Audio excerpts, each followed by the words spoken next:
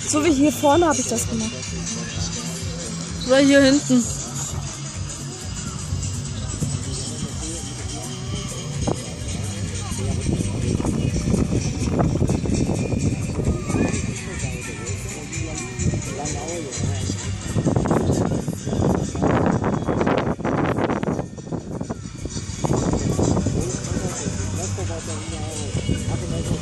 Ja, gucke. Warte. Ich muss gerade mal kurz.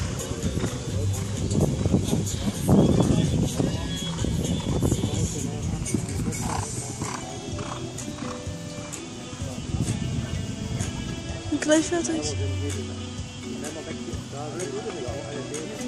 Nachdem der fertig ist, bin ich auch fertig.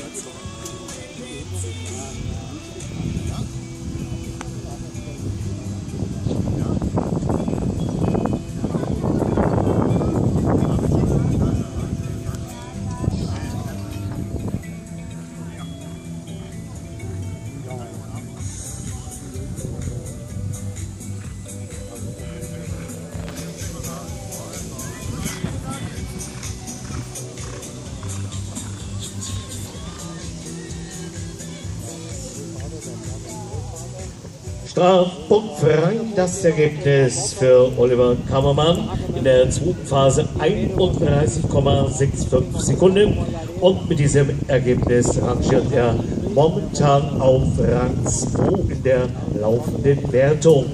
Christina Behrens, Reitsportgemeinschaft Lokowena, mit der 79 Dieter. Gucke.